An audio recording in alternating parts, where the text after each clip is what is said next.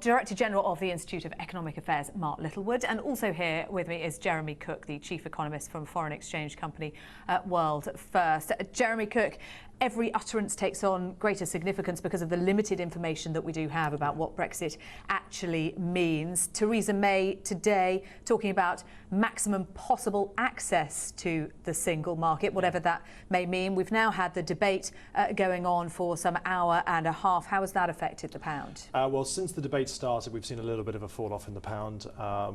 It's continuing to come back, not as low as it was yesterday, but certainly bouncing off the highs that we saw once a decision to debate the topic had at least been put forward. A more positive announcement would come if there was obviously a debate, a vote, and a plan, but we're not seeing that yet. Stephen, Devlin, have we seen an all-time low, do you think?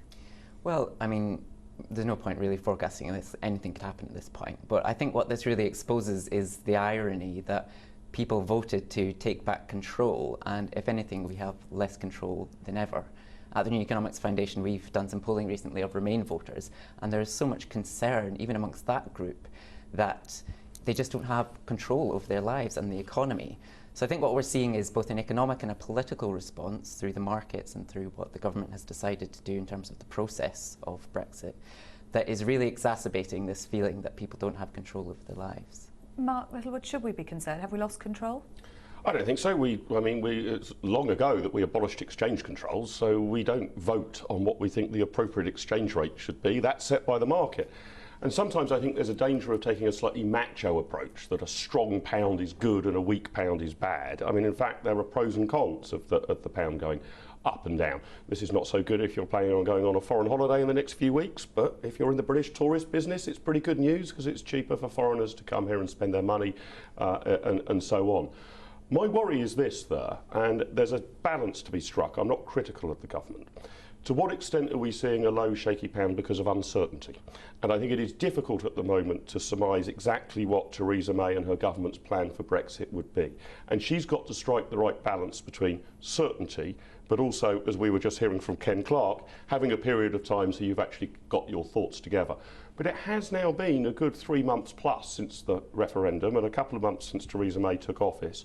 I would have thought about now is the sort of point in time where at least a sketch from the government, a green paper and an indication of their strategy should come out, rather than piece by piece with nudges and winks. But, Stephen Devlin, we also heard from David Davis, who says we can't declare our priorities because that weakens our negotiating position. Is the government right to be keeping this close? Well, I don't buy the argument that we need to be completely secretive about this. I mean, we've given away our biggest bargaining chip already, which is saying when we're going to trigger Article 50. I think other countries are quite aware of what the priorities and strengths of Britain's economy is. It's not like these are big secrets anyway. And the danger really is that by adopting this behind closed doors approach and not allowing Parliament or the public to debate and scrutinise this issue, Theresa May and the government will alienate people from the process, and whatever the outcome, people will not be happy with it. But I think it is true to say that there are some opportunities created by the devaluation of the pound in particular. But the question is, are we as a country in a position to take advantage of those opportunities? I think, before Brexit, the economy was already highly dysfunctional. And if we want to take advantage of potentially more export opportunities, we need to really reimagine the UK's business model. And the government's really not giving any indication of how they're going to do that in terms of moving away from our highly concentrated economy in the southeast, in terms of relying too much on financial services. I think we need to be thinking much bigger picture, and we need to be bringing in as many voices as possible, including Parliament and people around the country. Jeremy, let's pick up on that point, what a weak pound actually means. Is it good or bad? We had the former Bank of England Governor Mervyn King saying that actually it's a welcome change. Michael Saunders of the Bank of England's Monetary Policy Committee said it's not a cause for concern, it's just an adjustment, that sterling was overvalued before Brexit. Who wins? Well, I think there's always a notion to the speed of the descent is something that we have to pay attention to. A slow, gradual decline of a currency isn't a bad thing. Rapid, volatile drops can obviously limit confidence within an economy.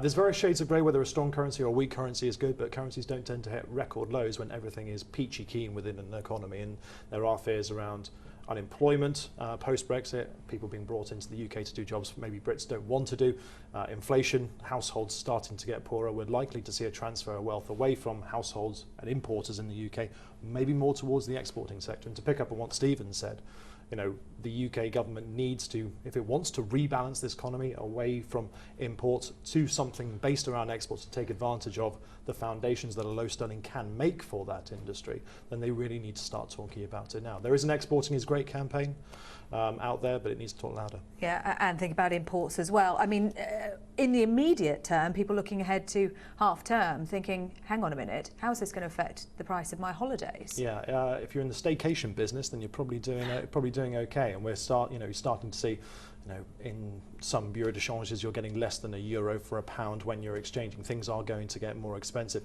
Later on, into the Christmas holidays, people are going to be putting their heating on, for example, and the gas that we import from Europe is going to be getting more expensive. Households will get poorer as a result of Brexit, and we're starting to see that already. On the flip side, though, tourism, it's great for people coming to Britain. It's absolutely great. I mean, if you're an American deciding where to spend your holiday and haven't booked it yet, London or somewhere else in England must be an extremely attractive destination with the exchange rate of £1 to 1.2.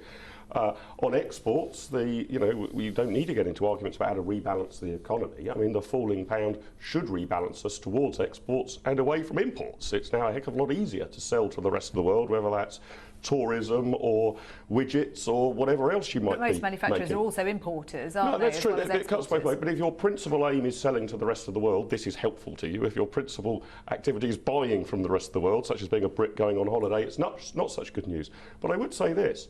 We have been running a colossal trade deficit. Brits have been buying more from the rest of the world than we have been selling.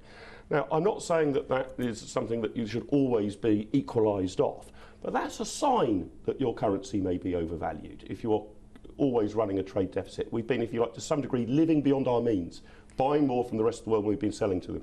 And this correction in the pound, I agree with what's been said, you don't want it to fall off the cliff. That really happened on referendum night. Since then, it's been a relatively steady decline. That potentially gives us some opportunity to get our trade deficit into balance. So you see it as a correction at the moment, but when does the depreciation become too much? Well, I don't really have a number in mind, but I mean, obviously we're starting to hit all-time lows. I think it was about back in the 1980s where we actually got down to $1.03. But I think at these sort of levels we shouldn't panic, and there's going to be a media tendency to sort of say, oh, it's now hit the all-time low for 10 years or for 15 years or the rest of it. If we were starting to head towards parity with the dollar, I think that would be problematic, but it's actually not as bad as I think as everybody's saying. There's been a gentle decline since the referendum result. The fall off the edge of the cliff was on referendum night. And I don't think we should worry ourselves given that trajectory. But I think certainty, and the government needs to provide that, would stabilise the situation. And they need to do that sooner rather than later, in my view. And do you share that view, Jeremy, that it's not cause for worry at the moment, despite the fact that we're talking about an all-time low? Yeah, it's not cause for worry at the moment, but if we continue to see, as I said, volatile swings within the currency, then that is a real cause for concern for inward investment into the UK, for inflation, for all the cyclical factors that we talk about when looking at the UK economy. Investors are worried about the structural economics of the UK. How do we trade with the rest of the world? And unfortunately, I think until that is answered, then we're going to continue to see pound weakness. And Stephen Devlin, that is the key, isn't it? When is that going to be answered? We now know that Article 50 is going to be invoked in March next year. How bumpy is it going to be till then? And of course, then we've still got another 2 years of negotiations. Yeah, I think there's a big concern about this transition, but I think a lot of it is about economics, but I think we have to be careful about the message that we're sending to the people of the UK and to people around the world in terms of how we go about this. So yes, there's going to be turbulence. I think that's unavoidable. But if we are engaging people in that process and explaining why this turbulence is happening, what the options are to mitigate that, and where we're going as a country in the future, I think we need to involve people in that process, and that will help people to understand and accept. Involve them how? Well, through Parliament, through opening up the debate more publicly, and allowing people to voice their views through public consultation. I think there's lots of different ways you can do it, but the government isn't suggesting any of them. OK. Stephen Devlin, Mark Littlewood and Jeremy Cook, thank you all very much for your time. This is